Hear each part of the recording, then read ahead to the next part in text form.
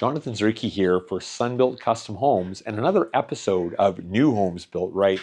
Today we're out here in our Fraser Valley ICF right to the roof build, and I'd like to highlight a couple of different ways that we like to do our window bucks. So this particular window here has been done in our full foam wrap system. This is where we take our ICF, this is a quad lock product, and we literally wrap it all the way around using a plastic slide-on buck system that we've used here. So the advantage to this is we can reduce a little bit of that thermal bridging that happens when we use a wood buck system. It allows us to really integrate that ICF right into the window itself. Another way that we like to do it is we like to use what we call as our plywood buck system, okay? And this is something that we put together and we use in certain applications. And traditionally this would be in place of your dimensional wood buck, whether it's pressure treated or non-pressure treated wood. Typically you would put that, you'd build a buck, you'd put it inside the form, you'd porcupine the back with either screws or nails, and that would be your buck system that you would attach your window to.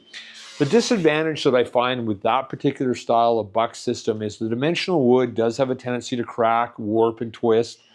And so I like to have something that's a little bit more stable. And so we came up with our plywood system utilizing 3/4 inch plywood. So what we've done here is we've taken the 3/4 inch plywood, we've ripped it in this particular case to an 8-inch strip because it's an 8-inch concrete wall. And you'll note on the back that we've created these cleats. So we've created two 2¼ cleats with a 30-degree angle on the inside here. And the reason for that is so we don't have to porcupine the back with screws or nails. And when we pour that concrete, it actually wedges itself in here and now creates a really solid, tight fit.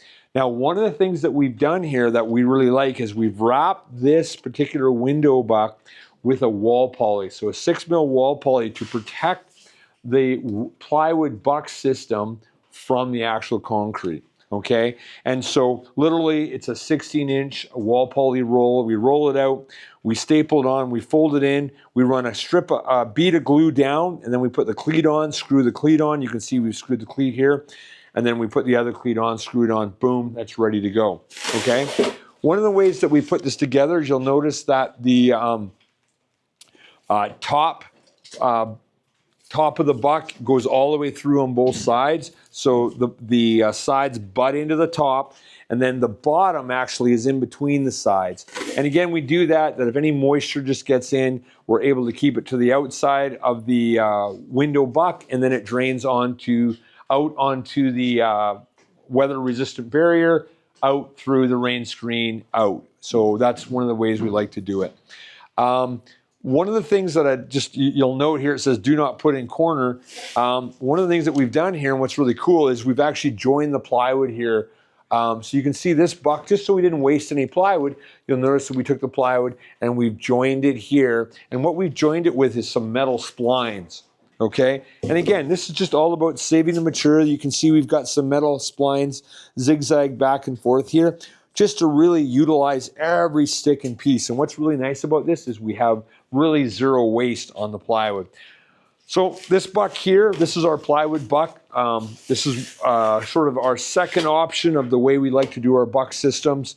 I hope that's helpful. And it's just some of the things that we do to make the job a little bit better and to do it right. So remember, folks, if a new home is worth building, it's worth building right.